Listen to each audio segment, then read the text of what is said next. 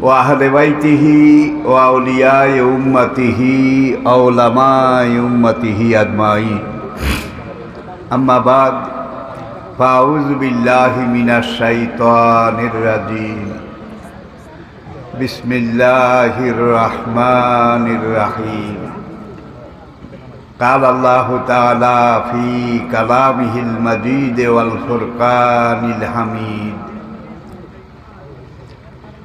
إن الله وملائكته يصلون على النبي يا أيها الذين آمنوا صلوا عليه وسلموا تسليما صلى الله على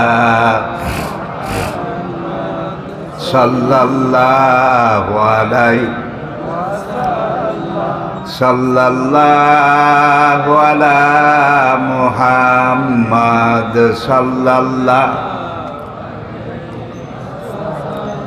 वे तेरी मेराज थी के तू लौह कलम तक पहुँचा वे तेरी मेराज थी के तू लौह कलम तक पहुँचा और ये मेरी मेराज है कि मैं तेरे कदम तक पहुँचा बलगल उलम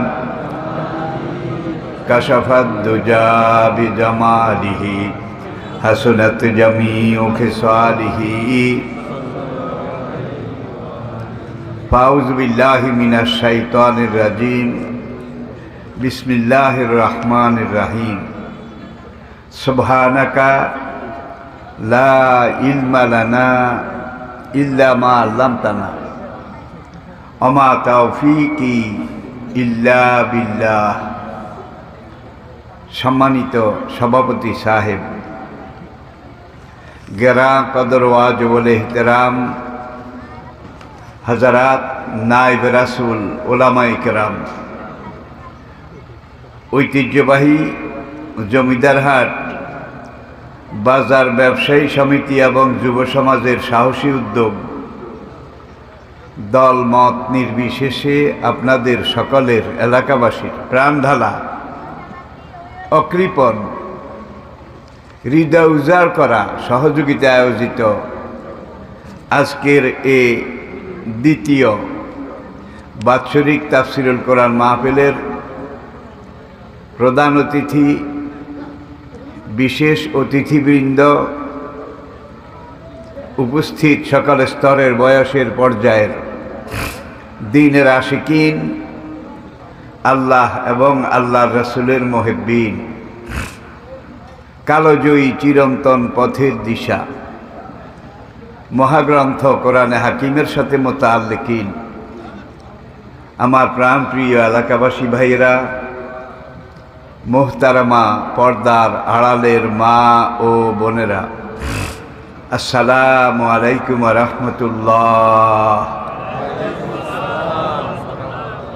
शुरूते आमी विश्वनियंता सर्वप्रदाता आलेमुल गाइब अला कुल्ले शाइइन कदीर फाआलुल लिमा युरीद अन्नाल कुव्वता लिल्लाहि जमीआ ला ताखुज़हु सिनातुन वला नाउम हजारों लाखों अनंत अजुत कोटी शुक्रगुजारी करछि सेई महान रबेर महान मालिकेर जार कब्जाए कुद्रते आमादेर सबाई प्राण आमादेर बाँचा मरा आमादेर जीवनेर शुरू थेके शेष पर्यन्त যতগুলো ফাংশন যতগুলো দিক যতগুলো কর্মপন্থা সব কিছুর একমাত্র মালিক যিনি আমাদের রাজ্জাক আমাদেরকে রিজিক দান করেন যিনি আমাদের জীবনের ভালো মন্দ কল্যাণ অকল্যাণ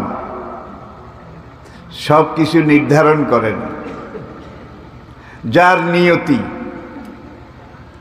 কুদরতের কবজায় আমাদের জীবনের সব কিছু এই দুনিয়ার জীবনের সীমিত নির্ধারিত হায়াত শেষ হয়ে যাওয়ার পরে আমাদের সবাইকে আবার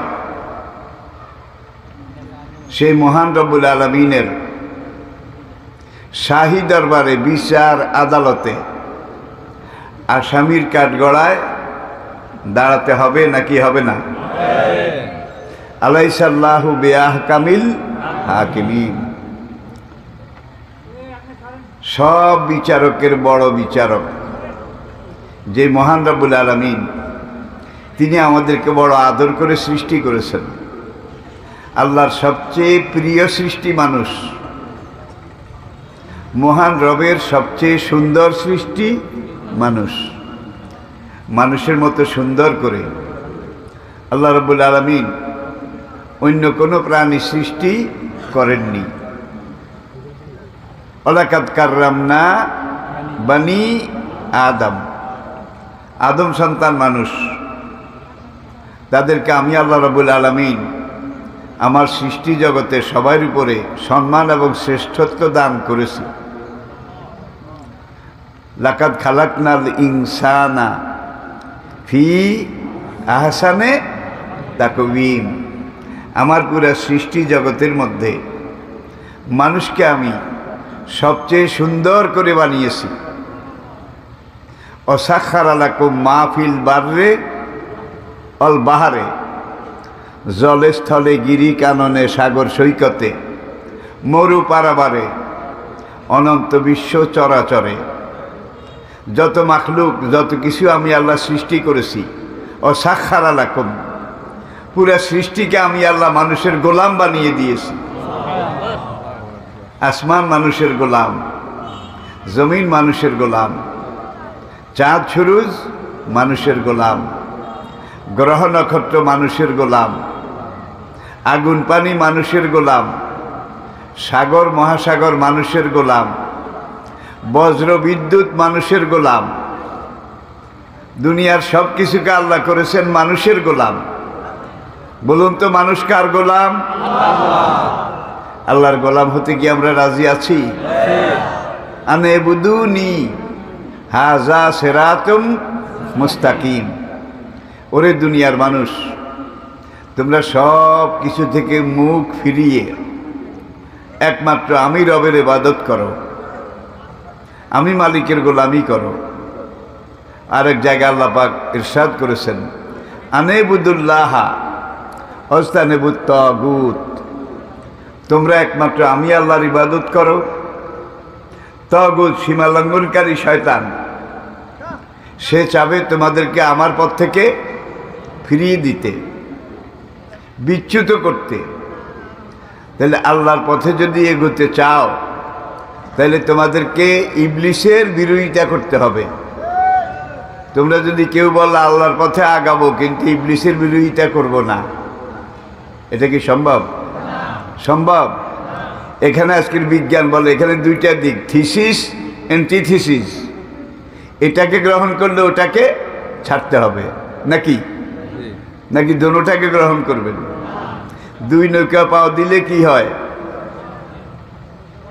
মাফ করবেন, নোয়াখালীরা ছোটকালে কইতো গোয়া সিরা যায়। দুই নৌকা পাও দিলে গোয়া সিরা যায়। তাইলে এক নৌকায় থাকতে হবে, হয় আল্লাহর পথে নয় তাগুতের পথে। কোনো জবরদস্তি নাই। ফামান শাআ ফালিয়ুমিন ওয়ামান শাআ ফালিয়াকফুর। যার মন চায় সে আমার পথে আসুক, আর যার মন চায় সে আমার বিরুদ্ধে যাক। আমি জোর করে কাউকে দিয়ে কিছু করাই না, করাবো না। তোমাদের উপরে যদি আমি আল্লাহ জোর করে কোনোটা করাই, তোমাদের স্বাধীনতা, তোমাদের শ্রেষ্ঠত্ব, তোমাদের মান সম্মান, তোমাদের প্রেস্টিজ, এটা মাটির সাথে মিশে যাবে। দেখেন গরুর গলায় রশি আছে নাকি? দড়ি আছে, ছাগলের, মহিষের, সব জন্তুর আছে।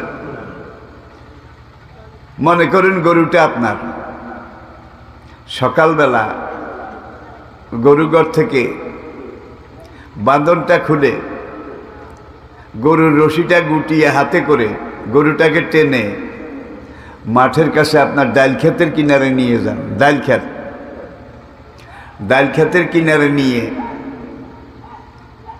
গরুটাকে ভালো করে বুঝান, এই গরু শোন, তুই আমার গরু, এটা আমার ডাল ক্ষেত, আমি এখন তোর রশি খুলে দেব, তোকে ছেড়ে দেব, তুই মাঠের সব ঘাস খাবি, যেখান থেকে যেভাবে মন চায়, কিন্তু এই ডাল ক্ষেত এটাতে ভুলেও কামড় দিবি না। এই ক্ষেতের ডাল গাছ খাওয়া তোর জন্য মকরু তাহারিমি, হারাম, গুনাহে কবিরা। গরু তুই শুনে রাখ, আমি ডালগুলো খাবো, তোকে খড়ভুসিগুলো খাওয়াবো, আমি মালিক বাঁচলে তো তুই গরু বাঁচবি।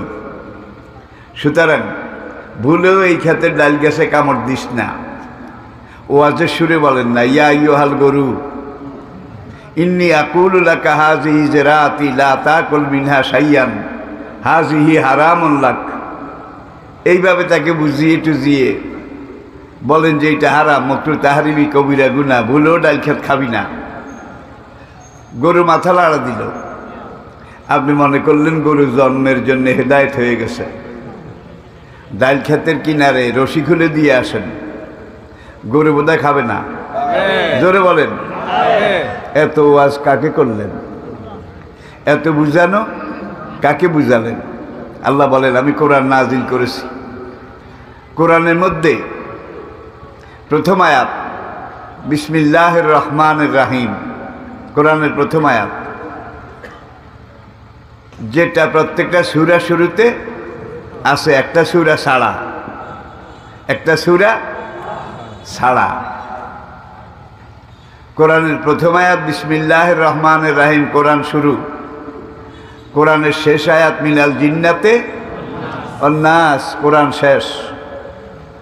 তাহলে প্রথম আয়াত বিসমিল্লাহির রহমানির রহিমের প্রথম অক্ষর কি? বা। মিনাল জিন্নাতে ওয়ান নাস, কোরআনের শেষ আয়াতের শেষ অক্ষর কি? সিন। তাহলে কোরআনের প্রথম অক্ষর আর শেষ অক্ষর দুইটা একত্র করেন, বাস অর্থ কি? পেট ভরে নাই, সারে নাই, আরো লাগবে। বাস অর্থ কি এটা? বাস অর্থ এনাফ, এনাফ, সেরে গেছে, যথেষ্ট হয়েছে, আর দরকার নাই। এই বে এবং সিনের মাঝখানে আল্লাহ রাব্বুল আলামিন কোরআনের ইসলামী বিশেষজ্ঞ মুফাসসিরিনদের ঐক্যমতের ভিত্তিতে 6666টি আয়াত আছে নাকি? এই 6666টি আয়াত, এগুলো আপনার আমাদের জীবন দর্শন, এগুলো আমাদের জীবন চলার পথ, এগুলো আমাদের জীবনের পথের দিশা। আর কোরআনী জীবন, ইসলামী জীবন, এটা যদি আপনি গ্রহণ করতে চান, এটা যদি ধারণ করতে চান, আল্লাহর কসম, ইসলামী জীবন ধারণ করা, গ্রহণ করা সবচাইতে সহজ। পরিশ্রম কম, লাভ অনেক বেশি, লাভ অনেক। আর এটা আপনি ধরবেন, করবেন, মানবেন, আপনার জীবনে কোনো ঝুঁকি আসবে না। তবে এখানে আপনার আর একটু বেশি দায়িত্ব আছে। আপনি দিন মানবেন, দিনের অনুসরণ করবেন, অনুকরণ করবেন। ওয়ানজের আশিরাতাকাল আকরাবিন, প্রথমে আপনার কাছের মানুষ, তাদেরকে কোরআনের দাওয়াত দিতে হবে। নাম্বার 2, যারা আপনার কাছের আর একটু দূরে, পরিবারের বাইরে, তাদেরকে কোরআনের দাওয়াত দিতে হবে। এরপরে যারা আপনার চতুর্দিকে সমাজে, তাদেরকে আপনি কোরআনের দাওয়াত দিতে হবে। তাহলে একজন মুমিন আল্লাহর জমিনে আল্লাহর খলিফা, আল্লাহর ওয়াইজ ক্বালা রাব্বুকা লিল মালাইকাতে ইন্নী জাইলুন ফিল আরদে খলিফা, প্রতিনিধি। আল্লাহর পরিকল্পনা যারা বাস্তবায়ন করবে। আর আল্লাহর পরিকল্পনা বাস্তবায়ন করতে গেলে আল্লাহ বিরোধী আরেকটা জিনিস আছে, কিন্তু আরেকটা এলিমেন্ট আছে, সেটার নাম ইবলিস, সেটার নাম শয়তান। মানুষ সব কিছু করুক, এতে ইবলিস রাজি এবং খুশি। কিন্তু আল্লাহর পথে থাকুক, কোরআন মতো চলুক, ইবলিস শুধু এই জিনিসটার বিরোধী। ঠিক কিনা বলেন? তাহলে এখন আপনি যদি কোরআনের পথে চলেন, আল্লাহ রসুলের পথে থাকেন, তাহলে ইবলিসের বিরোধিতা করা লাগবে নাকি? ইবলিসের বিরোধিতা না করলে আপনি কোরআনের পক্ষে থাকতে, আমি আলোর পক্ষে আছি, এটা অর্থ কি? অন্ধকারেরও পক্ষে আছি নাকি? আলোর পক্ষে আছে, এটার মানি হলে আমি অন্ধকারের বিপক্ষে আছি। ঠিক কিনা বলেন? তাহলে আপনি যদি আল্লাহর পক্ষে থাকেন, তাহলে ইবলিসের বিরোধিতা করতে হবে। ইবলিস আবার দুই রকম, শায়াতিন আল জিন্নে অল ইনসে ইউহি বাদুহু মিলা বাদিন যুখরাফাল কাউলে গুরুরা। অষ্টম পারার শুরু খুলে দেখুন। আপনি যখন আল্লাহর পথে থাকবেন, আল্লাহর পথে চলবেন, আল্লাহর কথা বলবেন, তখন দুই রকমের শয়তান আপনাকে বাধা দেবে। দুই রকমের, শায়াতিন আল জিন্নে, জিন শয়তান চিনেছেন, যেটা আসল শয়তান, আগুনের তৈরি। অল ইনসে, আরেকটা মানুষ শয়তান, যেটা মাটির তৈরি বা আগুনের তৈরি আসল শয়তান। এটা থেকে বাঁচার কিছু তরিকা আছে, কিছু টেকনিক আছে। কোরআন আমাদেরকে বলেছে, নবী আমাদেরকে শিখিয়েছেন। যেমন আগুনের তৈরি শয়তান, এটা আল্লাহু আকবার শুনলে ভাগে। আগুনের তৈরি ইবলিস শয়তান, এটা লা হাওলা ওয়ালা কুওয়াতা, এটাকে মিসাইল ক্ষেপণাস্ত্রের চাইতেও ইবলিস বেশি ডরায়। আপনি যখন লা হাওলা ওয়ালা কুওয়াতা বলবেন, তখন সে শুধু 120 মাইল গতিতে আপনার কাছ থেকে ভেগে চলে যাবে। ঠিক কিনা বলেন? কিন্তু মানুষ যেটা শয়তানের তরিকায় সবক নিয়েছে, শয়তানের মুরিদ হয়েছে, শয়তানের ইতাআত আনুগত্য করেছে, এই মাটির তৈরি মানুষ শয়তান থেকে বাঁচা কিন্তু এত সহজ না ভাই। এটা আল্লাহু আকবারও মানে না, লা হাওলা ওয়ালা কুওয়াতা বললেও ভাগে না, বরং আরো চেপে চেপে বসে। ঠিক কিনা বলেন? সমাজের এই মানুষগুলো যারা ইবলিসের পক্ষে কাজ করে, শয়তানের ফেভারে কাজ করে, এদেরকে আল্লাহ পাক কোরআনে বলেছেন শায়াতিন আল ইনসে, এগুলো মানুষ শয়তান, এগুলো মানুষ শয়তান। ইউহি বাদুহুম ইলা বাদিন যুখরাফাল কাউলে গুরুরা। এই মানুষ শয়তানেরা আগুনের তৈরি ইবলিস শয়তানের চাইতেও সমাজে, সংসারে বেশি ক্ষতি করে, বেশি বিপর্যয় সৃষ্টি করে। তাহলে মানুষ শয়তান যারা, তারা ইবলিস যে মানুষের ঈমান স্বীকার করে, ঈমান স্বীকার করে, এই মানুষ শয়তানগুলো ইবলিসের পালা ঘুঘু পাখি, ইবলিসের পালন করা ঘুঘু পাখি। আমাদের ছোট্টকালে এই জনপদে, এই দেশে বহু রকমের পাখি ছিল নাকি? ঘুঘু ছিল, ডাহুক ছিল, এটা ছিল, এটা ছিল, বহু রকমের।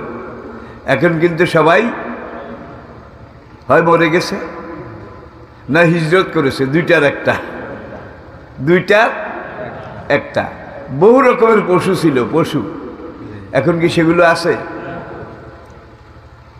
বেশি খাইতে চাইলে অল্পের নাগালও পাওয়া যায় না। আমরা বেশি খাবো, এই জন্যে ধানের সাথে বিষ দিয়েছি, চাষের মধ্যে প্রয়োজন বিষ মিশিয়েছি। ওই বেচারারা অজ্ঞ, কিছু বোঝে না, এগুলা খাইয়াটাই একদল মরেছে। আবার ফড়িং থেকে শুরু করে বহু পোকামাকড়, কীট পতঙ্গ, এগুলা মরেছে। আবার এই রাসায়নিক সার এবং কীটনাশক ঔষধ, এগুলো দিতে দিতে আমাদের ধানের জমিনগুলা বাঁঝা হয়ে গেছে, বন্ধা হয়ে গেছে।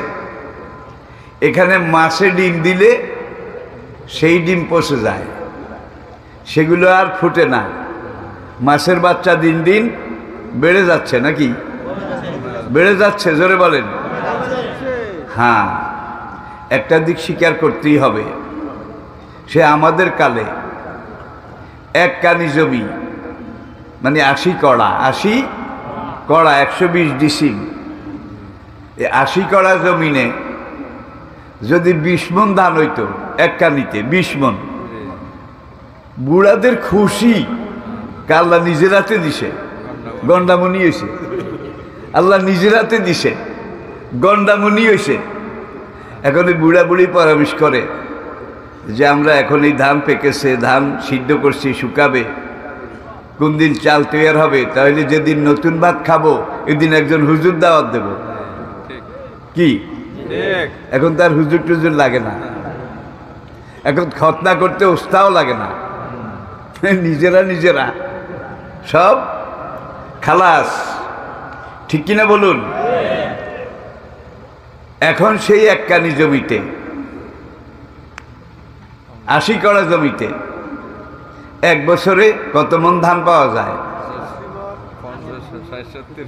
যদি দো ফসলি হয় 80 80 160 মণ। কি 160 মণ? আর 3 ফসলি হইলে তো আরো 80, এর সাথে যোগ হবে। পাকিস্তান আমলে আমি যখন আলেম ক্লাসে পড়ি, আলেম দাখিল পাস করেছি, 60-এর দশক তখনও শুরু হয়নি, গত শতাব্দীর আলেম ক্লাসে ভর্তি হয়েছি। তখন আইয়ুব খান ছিল তখনকার পাকিস্তানের প্রেসিডেন্ট, আপনারা নাম জানেন অন্তত, ইতিহাস না জানলেও। আর পূর্ব পাকিস্তানে মোনায়েম খান, তিনি ছিলেন আইয়ুব খানের খাস খলিফা, খাস গভর্নর আর কি, গভর্নর। তো রায়পুর আলিয়া মাদ্রাসায় মোনায়েম খান এসেছে একবার, তখনকার পূর্ব পাকিস্তানের গভর্নর। আর আইয়ুব খানের সময় কিন্তু প্রথম পারিবারিক আইন, বার্থ কন্ট্রোল, এইটা পাকিস্তানে প্রথম চালু হয়েছিল। মোনায়েম খান পূর্ব পাকিস্তানের তখনকার গভর্নর বক্তৃতা করতে করতে এক পর্যায়ে বলল যে খাদ্যের দাম যেভাবে বাড়তেছে, এখন থেকে আগামী কয়েক বছর পরে সোনা দিয়াও দানা কিনতে পাওয়া যাবে না, সোনা দিয়াও দানা কিনতে পারা যাবে না। আপনারা সবাই জন্ম নিয়ন্ত্রণ, বার্থ কন্ট্রোল করেন, ভাই দূরে যাওয়ার দরকার নাই। আমাদের এই পাশে এশিয়ার আরেকটা দেশ, সর্ব উত্তরের চায়না, 1974-এ চীন সরকার প্রথম জন্ম নিয়ন্ত্রণ, বার্থ কন্ট্রোল করেছিল, বার্থ কন্ট্রোল, জন্ম নিয়ন্ত্রণ। সেটা করে তারা আইন করেছিল, চীনের জনসংখ্যা দিন দিন বেড়ে চলছে, এইভাবে যদি বাড়ে তাহলে রিজিকের অভাব হবে, অন্যের অভাব হবে। চীন সরকার তখন বলেছিল এখন থেকে কোনো পুরুষ বিয়ে করার পরে সন্তান নিতে পারবে না, সন্তান জন্ম দিতে পারবে না, কোনো নারী সন্তান গর্ভে নিতে পারবে না। এটা চলার পরে 2015 অনেক বছর মাঝখানে কিন্তু চীনের যখন আদমশুমারি হলো, তখন তারা দেখলো তাদের জনসংখ্যা আগে যা ছিল 1974-এ, তার চাইতে প্রায় 1/3, 3 ভাগের 1 ভাগ কমে গেছে। তারা চিন্তায় পড়ে গেল, চিন্তায় পড়ে কি করা যায়। 2015-তে তারা বলল প্রত্যেক বিবাহিত নারী পুরুষ তারা এখন থেকে 2টা সন্তান নিতে পারবে, 2টা, ছেলে হোক বা মেয়ে হোক। কেউ কেউ 2টাই যথেষ্ট, কেউ কেউ লেখে 1টি যথেষ্ট। এইটা করলো 2021-এ, তারা আবার হিসাব করলো, আদমশুমারি করার পরে দেখলো তাদের জনসংখ্যা একজনও বাড়ে নাই। এখন শূন্যের জায়গায় 2টা জন্ম দিতে পারবে, এই লাইসেন্স দিয়েও দেখে যে একজনও বাড়ে নাই। 2021-এ চীনা সরকার আবার বলল, এখন থেকে চীনের যত নাগরিক আছে তাদের জন্য 1-2টা নয়, তারা যত ইচ্ছা সন্তান জন্ম দিতে পারবে। এরপরে আবার তারা করেছে অবিবাহিত তরুণ তরুণী নর নারী তারাও ইচ্ছা করলে মিলামিশা করে সন্তান জন্ম দিয়ে চীন গভর্নমেন্টের হাত শক্তিশালী করতে পারবে। অর্থাৎ জায়েজ না জায়েজ, যেইভাবে হোক আমাদের মানুষের দরকার, সংখ্যার দরকার। 2023 মাত্র 2 বছর কয়েক মাস। এখানে এসে যখন আবার তারা হিসাব করলো, হিসাব করার পরে দেখে যে আগের গণনায় যা ছিল যত ইচ্ছা জন্ম দাও, এই অনুমতি দেওয়ার পরেও জনসংখ্যা গড়ে একজনও বাড়ে নাই। বুড়া যেগুলো আসিল মরে গেছে। সেনাবাহিনী এটা সংখ্যা 6 আনা কমে গেছে 16 আনার মধ্যে 6 আনা। কিভাবে কমছে? যারা আস্তে আস্তে বুড়া হয়েছে তারা টায়ার্ড হয়ে রিটায়ার করেছে। এখন নতুন প্রোডাকশন থাকলে তো লাইনে দাঁড়াবে নাকি, সেনাবাহিনী পুরা করবে। এখন ঘাটতি, এখন তাদের সামরিক সৈন্য সংখ্যা কমে গেছে। এখন তারা চিন্তা করছে কি করা যায়, কি করা উচিত। কয়েকবার তারা মন্ত্রী পরিষদের মিটিং ডেকেছে, ডাকার পরে তারা সিদ্ধান্ত নিছে এখন থেকে চীনে যেই নর নারী স্বামী স্ত্রী তারা সন্তান জন্ম দিতে পারবে, 2 বা তার বেশি সন্তানের জন্ম দিতে পারবে, সেই পরিবারের খাওয়া পড়া বাসস্থান শিক্ষা চিকিৎসা মৌলিক 5টা প্রয়োজন, ফান্ডামেন্টাল হিউম্যান রাইট, এটা চীন সরকার বহন করবে। এবারে স্কলারশিপ দেওয়া শুরু করেছে, প্রোডাকশন বাড়াও, এইবার তোমাদেরকে স্কলারশিপ দিলাম। তাহলে ওই যে প্রোডাকশন বন্ধ করেছিল এখন স্কলারশিপ ঘোষণা করেছে, এটা হলো সহসেজদা। কি এটা হলো? সহসেজদা। আল্লাহ আল্লাহ বলো ভাই, ফিরে এলাম গোড়ায়, আমেরিকা, লাতিন আমেরিকা, সেই দিকে তাকান। নেট ইন্টারনেটের যুগ। উইকিপিডিয়া সার্চ করেন, বর্তমান দুনিয়ার দিকে একবার একটু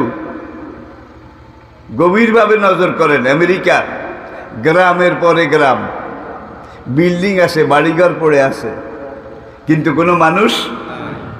আবার আরেক এলাকায় কিছু গ্রাম, সেখানে গিয়ে যখন আদমশুমারি করেছে, পুরা একটা গ্রামে একটা কমিউনিটিতে, কমিউনিটি ওরা বলে, আমাদের এখানে ওয়ার্ড আছে না, ওয়ার্ডকে ওরা ইংরেজিতে বলে কমিউনিটি।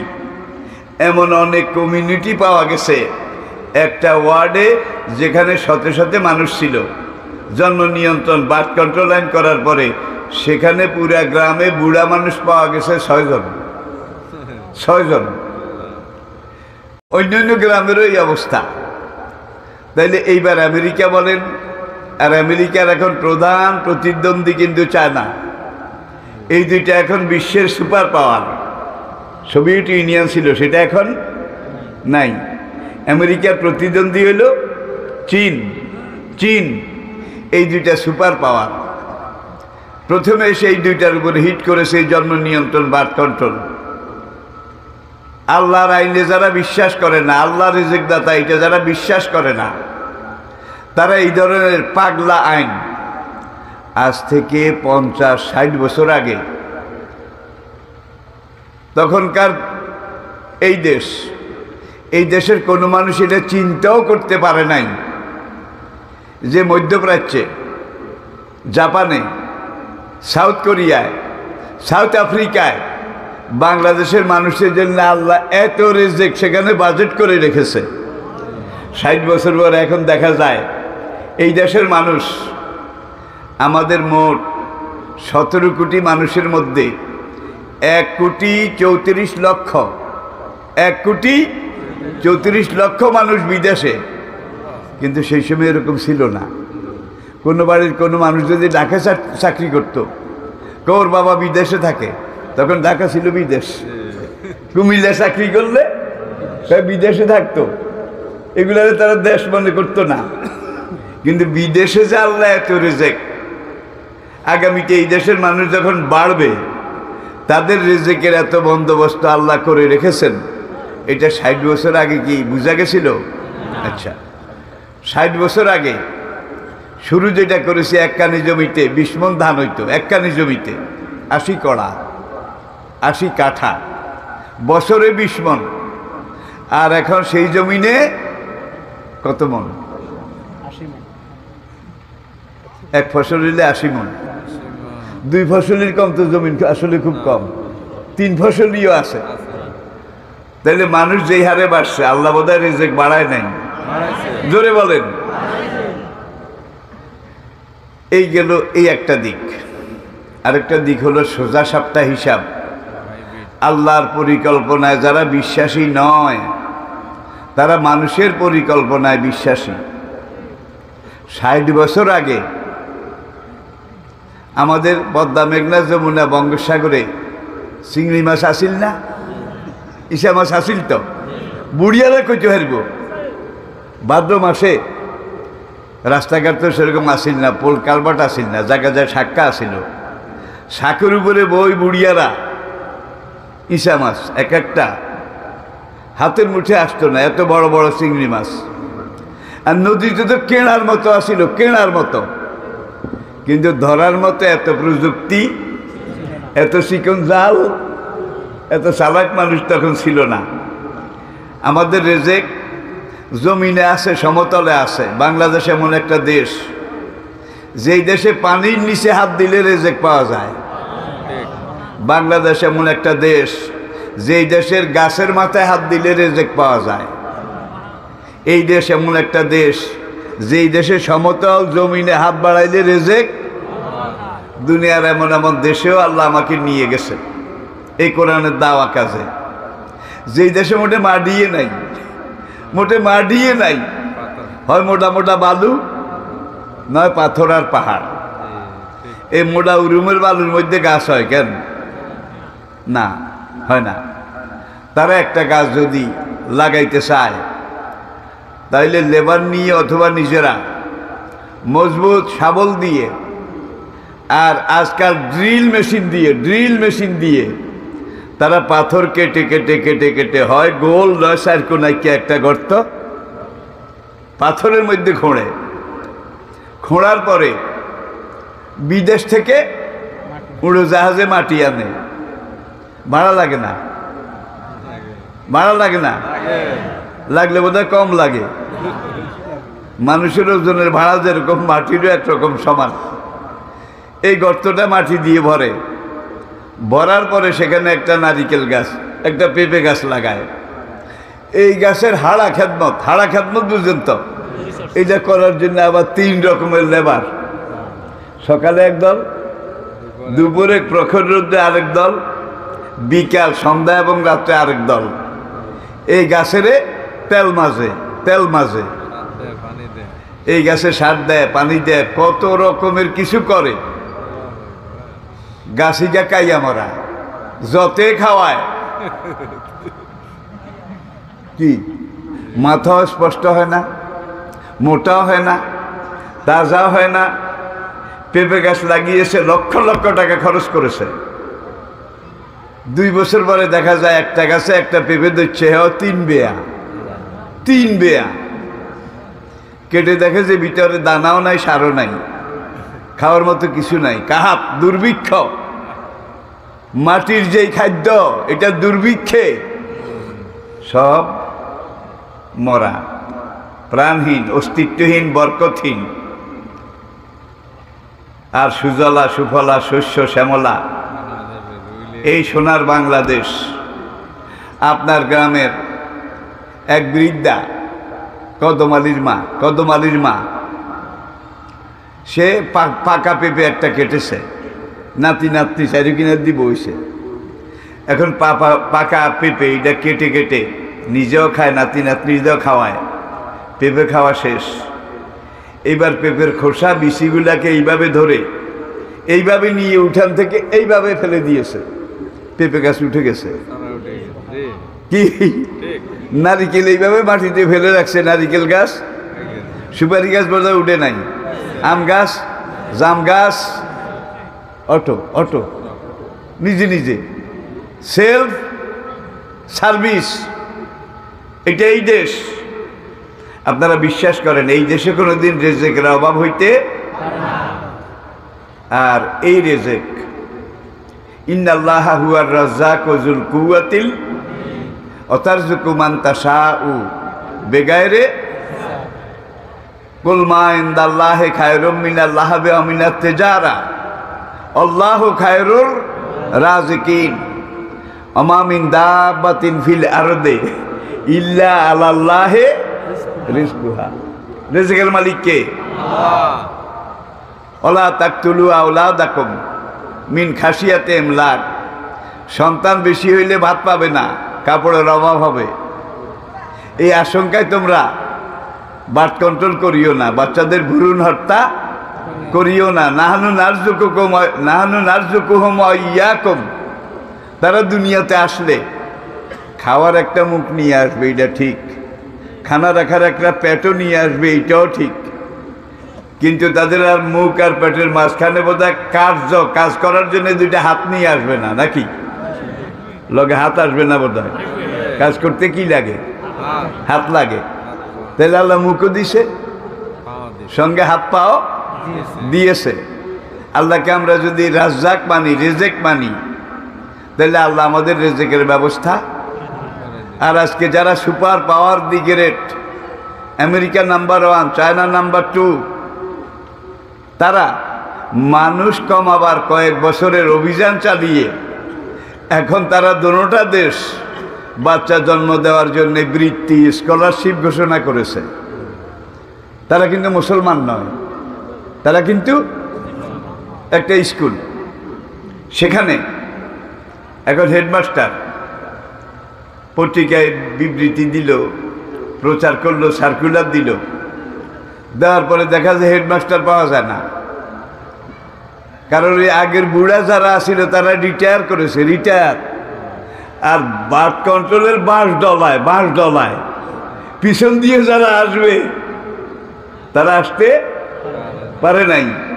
প্রত্যেকটা অফিস বলেন, শিক্ষা প্রতিষ্ঠান বলেন, সেখানে আজকে একটা কাহাত, একটা দুর্ভিক্ষ, কর্মীর অভাব। আলহামদুলিল্লাহ,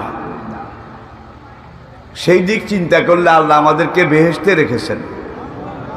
এত উর্বর জমি, এত শক্তিশালী জমি দুনিয়ার কোনো দেশে আমি দেখি নাই। প্রিয় ভাইয়েরা, তাহলে আসুন নাম্বার 2, এই কোরআন। যদি আপনি কোরআন অনুযায়ী চলতে চান, কোরআন অনুযায়ী বলতে চান, কোরআন অনুযায়ী চলা সবচেয়ে সহজ, কোরআন অনুযায়ী জীবন গঠন করা সবচাইতে সহজ। ওয়ালাকাদ ইয়াসসারনাল কুরআনা লিযিকরি ফাহাল মিন মুদ্দাকির। দেখেন, এমন এক কোরআন আমি মুসলমান জাতির জন্য দিয়েছি, যেই কোরআন পড়তে গেলে পড়া সহজ, নাকি মুখস্থ করতে গেলে মুখস্থ করা কঠিন, নাকি সহজ? ভাই 6.5 বছরের বাচ্চা কেমনে 30 পারা কোরআনের হাফেজ হইল? কি রেকর্ড আছে না নাই? 7 বছরের বাচ্চা কি করে 30 পারা কোরআনের হাফেজ হয়ে গেল? কোরআনে আগেও তো আসমানি কিতাব ছিল না? ওয়াতাইনা দাউদা জাবুরা। কোরআনে আল্লাহ পাক বলছেন, আমি দাউদ নবীর কাছে জাবুর কিতাব নাজিল করেছিলাম। সুলাইমানের আব্বা দাউদ আলাইহিস সালাতু সালাম, সেই জাবুর কিতাবের আজকে কোনো হাফেজ বোধহয় আছে? আচ্ছা, আজকে নাই। যেই যুগে দাউদ আলাইহিস সালামের উপরে জাবুর কিতাব নাজিল হয়েছিল, সেই জমানায় দাউদ আলাইহিস সালামের যারা সাহাবা ছিলেন, অনুসারী ছিলেন, তাদের মধ্যে একজন বোধহয় জাবুর কিতাবের হাফেজ ছিল। একজন, অন দ্য রেকর্ড। একজনও যদি থাকতো, সেটাও কিন্তু এনসাইক্লোপিডিয়া ব্রিটানিকায় লেখা থাকতো। কি হাজার হাজার বছর আগের কথা, এনসাইক্লোপিডিয়াতে লেখা নাই? আছে তো। সকল যুগেই কিন্তু একদল সত্য সন্ধানী, তারা সকল যুগে সকল দেশে ছিল। তবে সব বিবেক সবসময় একত্রে মরে যায় না। যদি বিবেকের মড়ক কলেরা শুরু হয়, 14 আনা মরে গেলেও 2 আনা অন্তত বিবেক থেকে যায়। এটি হলো প্রত্যেক জাতির মানুষের ইতিহাসের ধারাবাহিক নিয়ম। প্রিয় ভাইয়েরা, এরপরে আল্লাহ রাব্বুল আলামিন বনি ইসরাইলের উলুল আজম পয়গম্বর সাইয়েদনা মূসা আলাইহিস সালাতু ওয়াস সালাম, তার কাছে তাওরাত কিতাব নাজিল করলেন ইব্রানি ভাষায়, ইব্রানি হিব্রু ভাষায়। আজকের দুনিয়াতে ওল্ড টেস্টামেন্ট নামে তাওরাত কিতাব আছে, কিন্তু তাওরাত কিতাবের যে হিব্রু ভাষা, এটা দুনিয়ার কোথাও নাই। হিব্রু ভাষার কোনো একটা সাহিত্য, কোনো একটা লিটারেচার, কোনো একটা ডিকশনারি আজকে দুনিয়ার কোনো দেশে কোনো লাইব্রেরিতে খুঁজে পাওয়া যায় না। বর্তমান ইসরায়েল রাষ্ট্র, যারা খাঁটি ইহুদি, মুসা আলাইহিস সালামের খাঁটি উম্মত দাবি করে, সেই ইসরায়েল রাষ্ট্রে পর্যন্ত হিব্রু ভাষা কেউ জানে না। তাইলে জাবুরের ভাষাও ডেড ল্যাঙ্গুয়েজ, তাওরাতের ভাষাও ডেড ল্যাঙ্গুয়েজ, মৃত ভাষা, হারিয়ে গেছে। এরপরে আমাদের নবীজির 570 বছর আগে, আমাদের নবীর 570 বছর আগে আল্লাহ রাব্বুল আলামিন বনি ইসরাইলের আরেকজন পয়গম্বর মরিয়মের বেটা ঈসা, কোরআনে যার নাম ঈসা ইবনে মরিয়ম, তার কাছে ইনজিল কিতাব নাজিল করলেন সুরিয়ানি ভাষায়। সুরিয়ানি ভাষাও আজকে দুনিয়ার কোথাও আছে বোধহয়।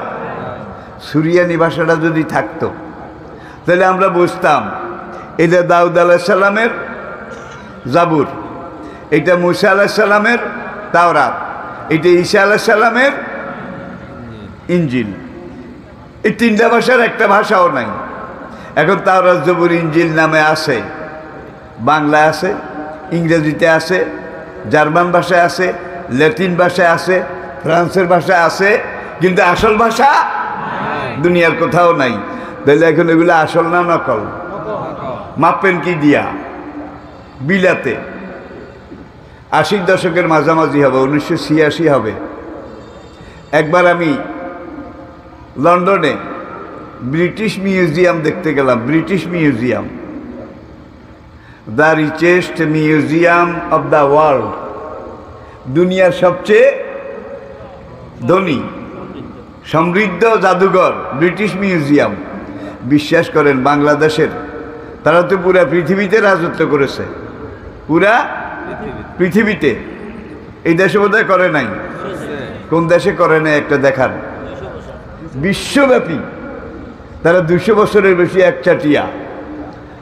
বাংলাদেশের 200 বছর আগের মা বোনেরা চালের গুঁড়ি দিয়ে যে পিঠা বানাইতো, সেই পিঠা বানাইলে বেলুন, এটা ব্রিটিশ মিউজিয়ামে আছে। কাঠের পিঁড়ির মধ্যে যে পিঠা বেলতো, এই পিঁড়ি ব্রিটিশ মিউজিয়ামে আছে। সে আমাদের ছোট্টকালে ব্রিটিশ আমলে যখন মা বোনেরা চুলা থেকে পাতিল নামাইতো, সুপারি গাছের হাইলার খোল, কি নাম, কি হাইলার খোল, সেগুলো ব্রিটিশ মিউজিয়ামে আছে। দই নাই, মাঝে নাই, ঠিক যেইভাবে কালিটা দিওয়ালা অরিজিনাল যেভাবে নিয়েছে সেইভাবে। এরপরে পাতিল, পানি উবলায় পড়লে এখান দিয়ে যখন পাতিলে ফেনা টানা লাগতো, এটাকে মুছতো এক ধরনের পুরান তেনা, নুড়ির তেনা বলতো, নুড়ির তেনা। আল্লাহর হুকুম নুড়ির তেনাও আছে। মানে ইতিহাস। মিশরের মহিলারা তারা যে রান্না করত, তাদের রান্না করার হাঁড়ি পাতিল এগুলোও সেখানে আছে। আবার ভারতের কোহিনূর মণি সেটাও বিলাতে ব্রিটিশ মিউজিয়ামে আছে। তো আমি মিউজিয়ামে ঢুকলাম। টিকিট করার পরে একটা মেয়ে অক্সফোর্ড ইউনিভার্সিটিতে ডিগ্রি ক্লাসে পড়ে, সে এসে আমাকে হাত বাড়িয়ে বলল, welcome to you, what is your name? I am Lutfur Rahman. What is your identification? আমি বললাম, I am a tourist, also I am a religious teacher. Religious teacher. সে মোস্ট ওয়েলকাম করে বলল, আমি তোমার গাইড সরকারের পক্ষ থেকে। ওইসব দেশে এখনো যদি আপনি যান, একবার যদি যাওয়ার ভিসা পান, সেই দেশে ঢুকতে পারেন, তো আপনার যতদিন খানা টানার ব্যবস্থা, চাকরির ব্যবস্থা না হবে, ততদিন আপনি কিন্তু ব্রিটিশ সরকারের রাজকীয় মেহমান। রাজকীয় মেহমান। চাকরি না হইলে ব্রিটিশ সরকার আপনাকে খানা দেবে। যেগুলো আসলে ইসলামের আদর্শ ছিল, ইসলামের আদর্শ ছিল। এখন আমাকে বলল, what do you want to see in this museum? যে ব্রিটিশ মিউজিয়ামে তো শেষ নাই, দিনের পর দিন না, মাসের পর মাস দেখলেও শেষ করা যাবে না।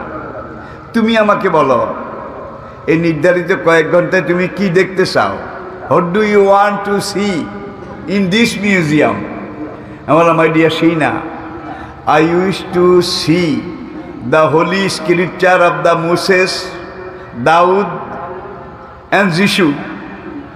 দাউদ, মুসা এবং যিশু খ্রিস্ট, তাদের কাছে যেই তাওরাত, জবুর, ইনজিল নাজিল হয়েছিল, যেই ভাষায় নাজিল হয়েছে, সেই ভাষার আসল তাওরাত, আসল জবুর, আসল ইনজিল তোমাদের এখানে আছে কিনা, থাকলে আমি সেটা দেখতে চাই। মেয়েটার নাম ছিল Sheena, Sheena, SHINA, Sheena। Sheena হেসে দিল, my dear friend, no no never. আমাদের এখানে তাওরাত আছে, জবুর আছে, ইনজিল আছে, বেদ আছে, গীতা আছে, উপনিষদ আছে, ত্রিপিটক আছে, সব অতীতের ধর্মগ্রন্থ সব আছে। But those are not original, but all are translation, translation and translation. আমাদের এখানে তাওরাত আছে, জবুর আছে, ইনজিল আছে, বেদ আছে, গীতা আছে, উপনিষদ আছে, অতীতের সব ধর্মগ্রন্থ আছে, কিন্তু আসল যেই ভাষায় এগুলা ছিল সেই ভাষায় নাই। এগুলো কোন ভাষায় আছে? All are translation, translation and translation. সবগুলা অনুবাদ, অনুবাদ, নকল, নকলের নকল, তার নকল, তৈশ্য নকল। কি নকল? নকলের নকল, তার নকল, তৈশ্য নকল। বললাম, my dear Sheena, why you used word translation 3 times? তুমি ট্রান্সলেশন, ট্রান্সলেশন, ট্রান্সলেশন 3 বার বললা কেন? Sheena হেসে বলে যে, আমি চেয়েছি তোমাকে বুঝাবো, এখানে তাওরাত আছে, জবুর আছে, ইনজিল আছে, আছে ঠিক, কিন্তু যেগুলো আছে এগুলো নকল, নকলের নকল, তার নকল, তৈশ্য নকল। বুঝলেন? অনুবাদ, অনুবাদের অনুবাদ, তার অনুবাদ। আসল তো নাই, আসল থেকে অনুবাদও নাই। ছায়া, ছায়া, ছায়া, তার ছায়া, তার ছায়া, আসলের কোনো দেখা আছে? বললাম, I want to see that old book. সে আমাকে দেখাইলো তাওরাত, জবুর, ইনজিল, বেদ, গীতা, উপনিষদ। দেখো, এটা তাওরাত, কিন্তু আমি একজন খ্রিস্টান, এটা হলো ইহুদি ধর্মগ্রন্থ, যেই ভাষায় নাজিল হয়েছে সেই ভাষায় আমাদের এখানেও নাই, দুনিয়ার অন্য কোথাও। শুরুতে আমি যেটা বলছিলাম আর কি, দেখো এটা এই ভাষায়, এটা এই ভাষায়। এটার বর্তমান বিশ্বের নাম হইল ওল্ড টেস্টামেন্ট, ওল্ড, পুরাতন নিয়ম। এরপর সে দেখালো দিস ইজ বাইবেল, উপরে লেখা দ্য হোলি বাইবেল। সেইটা খুলে দেখালো this is English Bible, this is Latin, this is France, this is Bengali. কিন্তু আমি বললাম আসলটা, নো নো, আসল বলতে কিছু নাই, যা আছে এই। দুনিয়ার কোথাও যদি আসলটা পাওয়া যেত, আমাদের এখানে সবাই আগে পাওয়া যেত, কিন্তু এত রিচ কালেকশন দুনিয়ার অন্য কোনো মিউজিয়ামে নাই। আমি নিজে একজন খ্রিস্টান, আমি এই তোমাকে দেখাই, এই যে এইটা অমুক দেশের এত সালের সংস্করণ ছাপা, আর এইটাও সেই একই বই, নিউ টেস্টামেন্ট। দেখে এইটা ওই সময় ছাপা এত সালের, দোনোটাই নিউ টেস্টামেন্ট, দোনোটাই ইঞ্জিল, কিন্তু দেখো পৃষ্ঠা মিলে দেখো একটার সাথে একটার কোনো সম্পর্ক নাই। কোরআন এই কথাটাই বলেছে, ইউহাররিফু নাহু হাররাফা, ইউহাররিফু তাহরিফান মুহাররাফান। কিছু কথা ঢুকেছে, কিছু কথা বাইর করে আনছে, সংযোজন বিয়োজন, প্লাস করেছে মাইনাস করেছে, এই প্লাস মাইনাস করতে করতে আসলটা হারিয়ে গেছে। এরপরে আল্লাহ রাব্বুল আলামিন ইন্না আনজালনাহু কুরআনান আরাবিয়্যান লাআল্লাকুম তাকিলুন, আমি আল্লাহ সর্বশেষ ধর্মগ্রন্থ, কিয়ামত পর্যন্ত আর ধর্মগ্রন্থ আসবে না, কিয়ামত পর্যন্ত আর নবী আসবেন না, শেষ নবী আখেরি নবী মুহাম্মদ সাল্লাল্লাহু আলাইহি সাল্লামের উপরে আমি এই কোরআন নাজিল করেছি, বিলিসানিন আরাবিয়্যিন, স্বচ্ছ প্রাঞ্জল ঝরঝরে মিষ্টি আরবি ভাষায়। আবার সূরা ইউসুফে বলছে ইন্না আনজালনাহু কুরআনান আরাবিয়্যান লাআল্লাকুম তাকিলুন, এই কোরআন আমি আরবি ভাষায় নাজিল করেছি।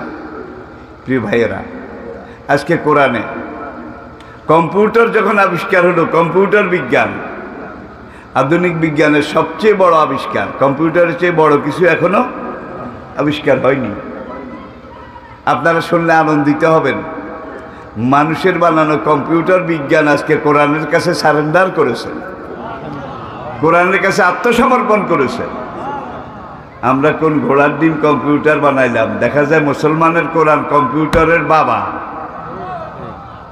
১৫০০ বছর আগে অক্ষর জ্ঞানহীন একজন উম্মি নবী, তার কাছে আল্লাহ এই কোরআন নাজিল করেছেন আরবি ভাষায়। আজকে কম্পিউটার বিজ্ঞান কোরআনের সূরা সংখ্যা, আয়াত সংখ্যা, মুকাত্তাত সংখ্যা, নবীদের আগমন, নবীদের নামের উল্লেখ সংখ্যা, সব কিছুকে কম্পিউটারাইজ করেছে। কম্পিউটারাইজ করার পরে দেখা যায় সবগুলা লাইন, সবগুলা চ্যানেল 19 দিয়ে ভাগ করেছে, মিলে গেছে সবগুলা। একটা উদাহরণ, কোরআনে বিভিন্ন নবীর কথা আছে না, এক জায়গায় না, বিভিন্ন জায়গায়, অনেক জায়গায় অনেকভাবে। এইভাবে লূত নবীর কথাও আছে, ওয়াইলা মাদিয়ানা আখাহুম শুআয়বা, ওয়াইলা সামুদা আখাহুম সালেহা, ওয়াইলা আদিন আখাহুম হুদা। তাহলে এইভাবে বলেছে, লূত একমাত্র নবী যার প্রসঙ্গ কোরআনে আল্লাহ 13 বার উল্লেখ করেছেন লূত নবীর কথা, 13 জায়গায়, 13 জায়গায়, 13 জায়গার 12 জায়গায় ফি কওমি লূত, মিন কওমি লূত, ইল্লা কওমা লূত, ইলা কওমে লূত। যেখানে কম সেখানে লূত, যেখানে লূত সেখানে কম। মনে হয় যেন একটা আরেকটার জন্যে ফরজে আইন, কিন্তু অন্য অন্য নবী রাসূলের ব্যাপারে কিন্তু আল্লাহ এই ধরনের নিয়ম নীতি ব্যবহার করেননি। নবীর নাম এক, কওমের নাম আরেক। আদিন আখাহুম হুদা, সামুদা আখাহুম সালেহা। কিন্তু লূত একমাত্র নবী, ফি কওমি লূত, মিন কওমি লূত, ইল্লা কওমা লূত, ইলা কওমে লূত। লূত যেখানে কওম সেখানে। কম্পিউটার বিজ্ঞানীরা এটাকে কম্পিউটারাইজ করেছে, হিসাব করে দেখে 13 জায়গায় লূত নবীর কথা উল্লেখ আছে, তার মধ্যে 12 জায়গায় কওমে লূত, কওমে লূত, কওমে লূত, কওমে লূত। একটা জায়গায় আল্লাহ কওমে লূত না বলে বলেছেন ওয়াইখওয়ানু লূত, ওয়াইখওয়ানু লূত নবীর ভাইয়েরা। আমি কি বুঝাইতে পেরেছি? 13 জায়গায় লূত নবীর কথা আল্লাহ বলেছেন কোরআনে, 12 জায়গায় কওমে লূত, কওমে লূত, কওমে লূত। একটা জায়গায় আল্লাহ কওমে লূত না বলে বলেছেন ইখওয়ানো লূত নবীর ভাইয়েরা। কম্পিউটার বিজ্ঞানীরা এটাকে কম্পিউটারাইজ করেছে, করার পরে তারা হিসাব দেখেছে 12 জায়গায় কওমে লূত, কাফ আযাবর কাও, মিম দুই পেশ, মন কাও মন। কম লিখতে বড় কাপ লাগে না, 2 নক্তা আলা কাপ। তারা পুরা কোরআনের 2 নক্তা আলা কাপ যতবার আছে সবগুলাকে একত্র করে যোগ দিছে, যোগ দিয়ে 19 দিয়ে ভাগ করেছে। 19 দিয়ে ভাগ করার পরে ভাগ মিলে গেছে, কোনো অবশিষ্ট নাই। এরপরে ইখওয়ানুল লূত বলতে কি লাগে? আলিফ, আলিফ খা ও আলিফ নু কি ইখওয়ান। এই 13 জায়গার এক জায়গায় আল্লাহ কওমুন না বলে ইখওয়ান বলেছে। ইখওয়ান লিখতে শুরু করতে আলিফ লাগে, পুরা কোরআনের আলিফ সব একত্র করে 19 দিয়ে ভাগ করেছে, ভাগফল মিলে গেছে। কম্পিউটার বিজ্ঞানীরা বলে এই 13 জায়গার এক জায়গায় যদি আল্লাহ ইখওয়ানে লূত না বলে কওমে লূত বলতেন, তাইলে আলিফ দিয়ে ভাগ দিলেও 19-এর ভাগে মিলতো না, 2 নক্তা আলা কাফের ভাগে 19-এর ভাগে মিলতো না। আল্লাহু আকবার, আল্লাহু আকবার। কোরআনের প্রথম আয়াত বিসমিল্লাহির রহমানির রহিম। আজকে বাড়িতে গিয়ে একটু গুনে দেখবেন, এখানে আরবি অক্ষর 19টা। বিসমিল্লাহির রহমানির রহিমের মধ্যে আরবি অক্ষর 19টা। প্রত্যেক সূরা শুরুতে একটা সূরা ছাড়া। একদল মুফাসসির আবার বলেন সেই সূরাটা ভিন্ন না, বরং ওই সূরায়ে আনফালের অংশ সূরায়ে তওবা, যেটাতে বিসমিল্লাহ নাই। আলেম ভাইয়েরা বুঝে গেছেন। এখন বিসমিল্লাহর মধ্যে আরবি অক্ষর 19টা। কয়টা? 19টা। প্রথম ওহী সূরা আলাক, ইকরা বিসমি রাব্বিকাল্লাযী খালাক। এখান থেকে 5 নম্বর আয়াত, আল্লামাল ইনসানা মা লাম ইয়ালাম। এই প্রথম 5টা আয়াত। কম্পিউটার বিজ্ঞানীরা এই প্রথম ওহী ইকরা থেকে শুরু করে আল্লামাল ইনসানা মা লাম ইয়ালাম পর্যন্ত এখানে যতগুলো আরবি অক্ষর আছে এগুলাকে একত্রে যোগ করেছে। যোগ করার পরে এই যোগফলকে 19 দিয়ে ভাগ করেছে, কোনো অবশিষ্ট নাই, মিলে গেছে। এরপরে আবার 6 নম্বর আয়াত, কাল্লা ইন্নাল ইনসানা লায়াতগা, 6 নম্বর আয়াত। এখান থেকে সূরার শেষ পর্যন্ত এখানে আছে 14টা আয়াত। 14টা আয়াত। এই 14টা আয়াতে যতগুলো আরবি অক্ষর আছে ভিন্ন ভিন্ন ভিন্ন ভিন্ন যোগ করেছে। প্রত্যেকটা অক্ষরের যোগফল 19 দিয়ে ভাগ করেছে, মিলে গেছে। এখন কেউ যদি এখানে আলিফ একটা বাড়ায় বা একটা কমায়, 19-এ কিন্তু ইন্টারভেল লাল বাতি দেবে, দিস ইজ রং রং রং রং, এটা ভুল ভুল, এটা ঠিক না। আজকের কম্পিউটার বিজ্ঞান কোরআনের কাছে সারেন্ডার করেছে। তাহলে আল্লাহ এমন এক কোরআন দিয়েছে, ইন্না নাহনু নাযালনা যিকরা ওয়া ইন্না লাহু, আমি এই কোরআন নাজিল করেছি কিয়ামত পর্যন্ত। কোরআনটা বোধহয় খুব পাতলা, হালকা। সানুলকি আলাইকা কাওলান সাকিলা, এমন এক কোরআন আপনার উপরে আমি আল্লাহ নাজিল করব, যেই কোরআনটা 7 তবক আসমান জমিন চাঁদ সূর্য পাহাড় পর্বত সাগর মহাসাগর মরু পারাবার সবকিছুর চাইতে বেশি ভারী। কাওলান সাকিলা। নবী সফরে যাচ্ছেন, জিবরাইল এসে সিগন্যাল দিল, কা সেলসেলাতিল জারস, লোহা শিকলের আওয়াজের মতো ঝনঝন ঝনঝন। নবী বুঝতে পারলেন জিবরাইল আসতেছে ওহী নিয়ে। তাড়াতাড়ি গাদা উটের পিঠ থেকে নেমে পাহাড়ের কিনারে, সেখান তো সবই পাহাড়, পাথরের উপরে নবী শুয়ে যেতেন। একটা পাতলা কম্বল বা চাদর দিয়ে নিচকে ঢেকে দিতেন। জিবরাইল এসে কয়েকটা আয়াত নাজিল করে চলে যেতেন।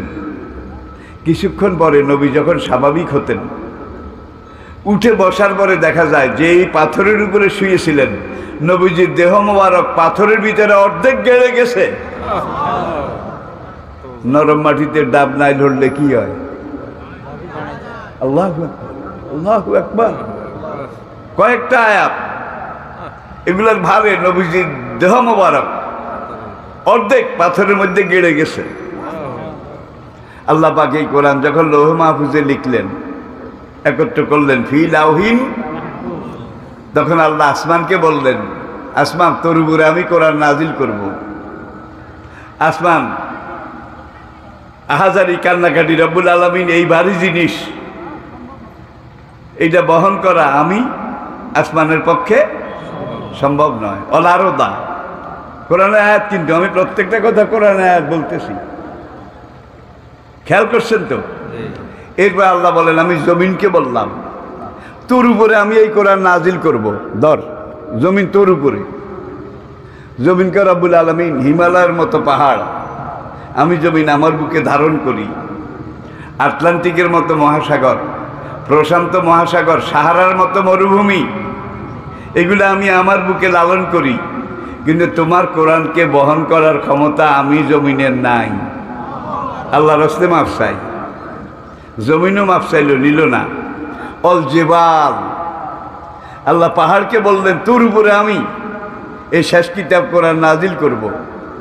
লারাইতাহু খাশিয়াম মুতাসাদ্দিআম, পাহাড় কান্দে, কানতে কানতে পাহাড় গলা শুরু করলো মোমের মতো, যে রব্বুল আলামিন এই কোরআন বহন করার ক্ষমতা আমার। তাহলে আসমানও সাহস করলো না, জমিনও, পাহাড়ও। ও হামালাহাল ইনসান, আলমে আরওয়াতে, রুহের জগতে মানুষের রুহ সেখানে গিয়ে আল্লাহ পাক আরশের সামনে যায়, রব্বুল আলামিন আমার মাথায় দাও, আমার মাথায় দাও। আল্লাহকে পাগলের মাথা খারাপ হয়েছে। আমার সৃষ্টির মধ্যে সবচেয়ে দুর্বল সৃষ্টি মানুষ। খোলেকাল ইনসান ও জয়ীফা, ইন্নাল ইনসানা খোলেকা হালুয়া, ইজা মাসাহুল শারর জাজুয়া ও ইজা মাসাহুল খায়রো মানুয়া। দেখেন সবচেয়ে দুর্বল হইল মানুষ। এখন মানুষের রূহ সেখানে গিয়ে লওহে মাহফুজের নিচে আল্লাহর কাছে কয়, রব্বুল আলামিন এই কোরআন আমার মাথায় নাজিল করো। আল্লাহ রহমতের হাসি হেসে কয়, পাগলের মাথা খারাপ হয়েছে। তুই দেখলি আসমান নিল না, জমিন নিল না, পাহাড় ও হামালাহাল ইনসান, আর তুই এই দুর্বল সবচেয়ে, তুই কাজ করার মাথায় লবি? এটা কি সম্ভব?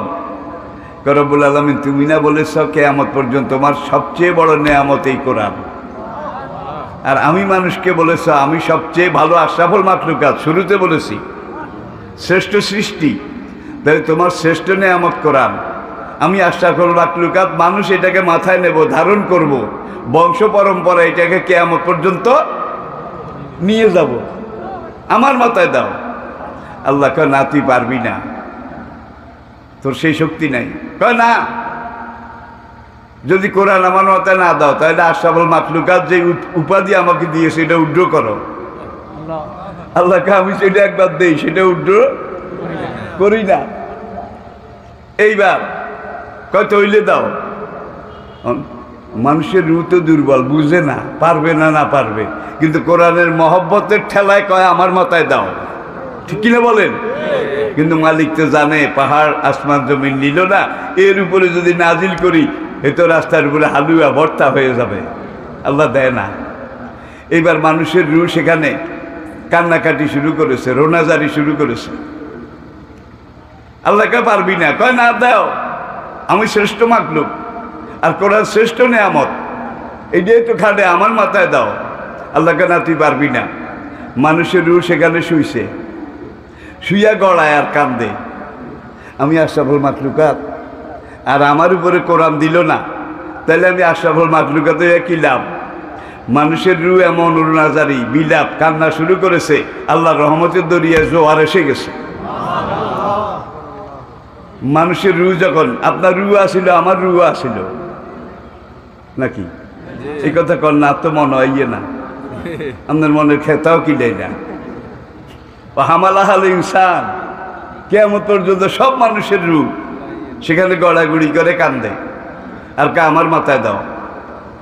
এখন বনি আদমের এই কান্নাকাটি হাজারি রোনাজারি দেখে আল্লাহর রহমতের দরিয়া জোয়ার আসছে। আল্লাহ কাহারে গায়ে শক্তি নেই 100 ডাক, আর নিতে চায় কোটি মন, ও তো পারবে না। এখন এই যে কান্দে, দাও দাও আমার মাথায় দাও, আল্লাহকে ওই ওঠ, খাড়া, কান্দিস না, খাড়া। খাড়াইছে, খাড়ানোর পরে আল্লাহ দাও, ধর মাথাত ল। এইবার মানুষ শুরু দাঁড়ায়, দাও আমার মাথায় দাও, মাথা লাগা, এই তো লাগাইছি। ভালো করে ধর, কেয়ামত পর্যন্ত ধরে রাখতে হবে। দৈচ্ছুত নেই, কয় দৈচ্ছি। এইবার কেয়ামতের দিকে, হাসরের দিকে কোরআন মাথায় করে আট। এখন মানুষ কি খুশি এইভাবে আঁটে, কোরআন তার মাথায়। ওয়াইন্না লাহু লাহাফিজুন, কেয়ামত পর্যন্ত তুই শুধু মাথা লাগাই রাখবি, কোরআনের সব ভাগ আমি আল্লাহ আমার হাতে রাখবো, আমার হাতে রাখবো, আমার হাতে রাখবো। যারা মাথা লাগাবি তারাই বেহেশতি, যারা মাথা লাগাইবি তারাই বেহেশতি। ছোট্ট একটা উদাহরণ দিয়ে শেষ করছি। আপনার কাঁঠাল গাছ নাই, কাঁঠাল গাছ নাই, কাঁঠালের মৌসুম। বাচ্চা একটা আছে, 3.5 বছর বয়স, বাঙ্গা বাঙ্গা কথা কয়, সুন্দর মিষ্টি মিষ্টি কথা কয়।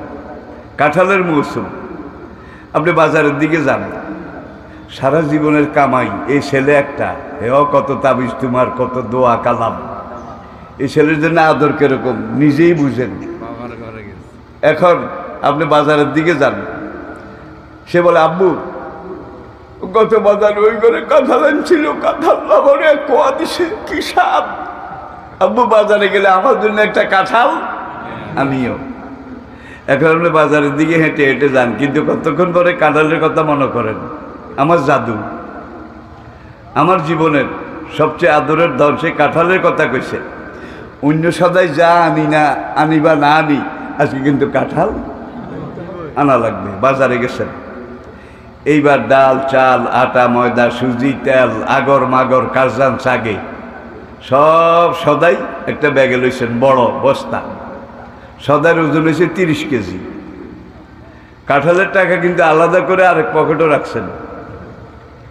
এইবার কাঁঠালের দোকানে গেছেন, ভালো একটা কাঁঠাল, রয়্যাল সাইজ, কিং সাইজ, এটা দেখে এটা কিনলেন।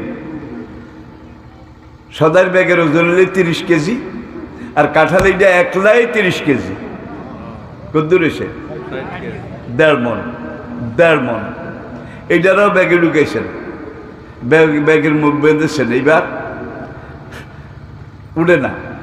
দোকানদারকে ভাই ভাই আমার বস্তাটা একটু, দোকানদারি উঠে দিছে। ভাই এই বয়সে জোয়ান কালে আপনি নিছেন ভিন্ন কথা, এখন এই আধা বুড়া কালে আল্লাহ এমন এক খোলা দিছে, পোলা আজকে আপনার মাথা যেই হোজা উঠেছে। বাজার থেকে যখন বাইরে হয়েছেন, এখন বুকের মধ্যে আওয়াজ শোনা যায়, প্রত্যেকটা নিঃশ্বাসে কো কো আওয়াজ শোনা যায়। আহারে খাইছে দারুণ কাঁঠালে। এইভাবে তো বাজার করি, মাথায় করে নিয়ে যাই, কিন্তু কোনোদিন বুকে কো কো করে নাই। আজকে কাঁঠালে বাজারের গাড়টি ডবল ওজন করেছে। ওজন কেন হয়েছে? ওই আমার সোনার ছেলে কাব্বু আমার জন্য এত বড় একটা কাঁঠাল আনিও। যখন মনে করছে বাচ্চার কথা, এখানে ক্যামেরায় বাচ্চাটা দেখা গেছে, এখানে একটা ক্যামেরা আছে, সেই বউর কথা মনে করেন, মনে করলে বউ দেয়া যাইব। সত্য নাকি মিথ্যা? এখন যখন এই বাচ্চারে খুশি করার জন্য আজকে এই কষ্ট, এমন সন্তান বাৎসল্য আপনাকে আল্লাহ দিয়েছে, বাচ্চার কথা মনে উঠছে, বুকের খুব ভালো হয়ে গেছে। এইবার আপনি বাড়ির দিকে যান, খুব কষ্ট, খুব কষ্ট। বাচ্চাও কিন্তু ঘরে বসে নাই, সমবয়সী 1-2 জনের দাওয়াত দিছে। কয় আব্দুল আব্দুল চল। কয় কি? আমার আব্বুরে কাঁঠাল আনতে কইছি, চল আমরা বাড়ির সামনে যাইয়া অপেক্ষা করি, পাহারা দিই। আব্বু কোন সময় কাঁঠাল নিয়ে আসে। এখন বন্ধু 1-2 জন লই বাড়ির সামনে যাইয়া খাড়াইছে। কত মানুষ বাজারে আসা যাওয়া করে। দেখতো ওইটা আব্বু আব্বু কিনা? না এটা আব্বু না। এইবার আরেকজন দেখছে, দেখতো আব্দুল এটা আমার আব্বু কিনা? কহ তোর আব্বুর মতো লাগে। রাখ আরেকটু দেখি ভালো করে। দেখে দেখে যখন সে 100 ভাগ কনফার্ম হয়েছে আব্বু, এখন আর জায়গায় দাঁড়াইয়া নাই। ওই আব্বু আসে, দে দৌড়। এখন আব্বুর দিকে দৌড় দিছে, খেতে রাইলি দি কদ্দুর যায় আর পড়ে, কদ্দুর যায় আর পড়ে। গড়াগড়ি দিয়ে আবার উঠে আবার দৌড়ে। আপনার নজর পড়েছে, সোনার ছেলে তো দৌড় দেওয়ার পরে দৌড়ে আর পড়ে, এবার আপনিও দৌড় দেওয়া শুরু করছেন ছেলের দিকে। আপনি দৌড় দেন কেন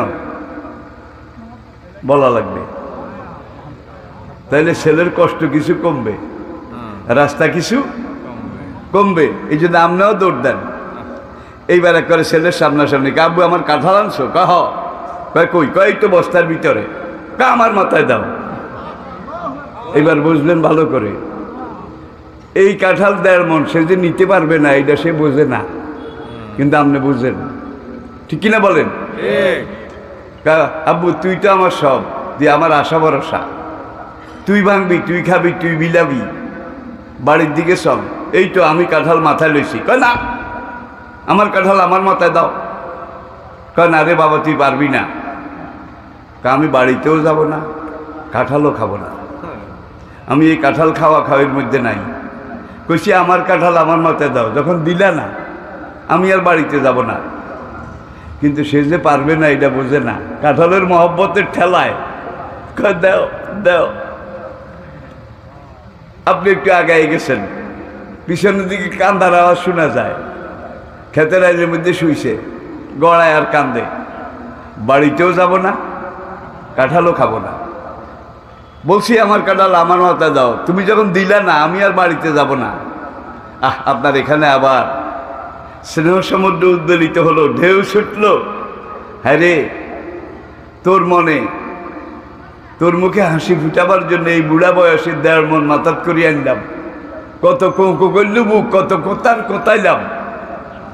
তোর চেহারা মনে পড়ছে, ব্যথা ভালো হয়ে গেছে, এইভাবে আসছি। আর এখন তুই রাস্তার গড়াগড়ি দেশ, আমি বাবা এটা সহ্য করতে পারি না। আপনার এখানে স্নেহ সমুদ্র উদ্বেলিত হলো। এবার এই বস্তা মতে আবার ছেলের কাছে ফিরিয়ে আসেন, কে রে আব্বু উঠ উঠ উঠ। না, এবার আরো তেজ দেখান, যাবো না। এবার আপনি কেন উঠ বাবা, ধর তোর মাথায় দেব, তোর কাঁঠাল তুই বাড়ি দিবি, উঠ। তাড়াতাড়ি উঠছে, ধর বস্তা মাথায় লো, দাও। চোখে পানি আবার আসে, চোখে পানি আবার আসে, ধরল।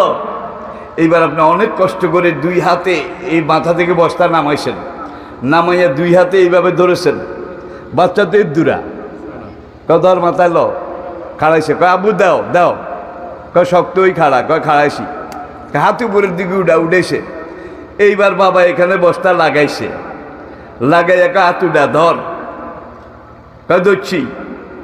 কয় বস্তা ধরছুত নি? কহ ধরছি। কেউ এর বাড়ির দিকে যা। এইবার সে এবার আসে, কারণ সে সাকসেসফুল, কাঁঠাল মাথায় নিছে, কি খুশি বাইর দিকে যায়। আর আপনি পাশে পাশে এইভাবে আনলেন, এইভাবে আনলেন। ইমানদারি কর সব বার কার হাতে? কার হাতে? আল্লাহু আকবার। ওয়াইন্না লাহু লাহাফিজুন, খোলেকাল ইনসানু দাইফা। আপনি ওই ছোট বাচ্চার মতো দুর্বল, কোরআনের মহব্বতে কোরআন মাথায় লইছেন, কিন্তু এটা যে আপনি পারবেন না আপনার মালিক জানে। এই জন্য কিয়ামত পর্যন্ত দল ল ওই হোলাহিকার মতো মাথা লাগাইছে। পারবি? এই তো পারি। কিয়ামত পর্যন্ত এই কোরআন আমার হাতে থাকলো। তোরা ওই বাচ্চার মতো যারা নিচে মাথা লাগাবি তারাই বেহেশতি, তারাই বেহেশতি। তাইলে কোরআনের পিছিয়ে আমরা লাগবো, বাচ্চাদেরকে কোরআন শিখাবো, হাফেজ বানাবেন, নুরানিতে পড়াবেন, কোরআন শিক্ষা দিয়ে তারপর অন্য লাইনে যাবেন। রাজি আছেন? এই মাহফিলটাকে আল্লাহ কবুল করুন। কেউ কি আমার উপরে রাগ করেছেন? আমি এতক্ষণ কথা বলার ছিলাম না, তারপরেও 1.5 ঘন্টার মতো হয়ে গেছে। কোরআনের কথা শুরু আছে কিন্তু শেষ নাই।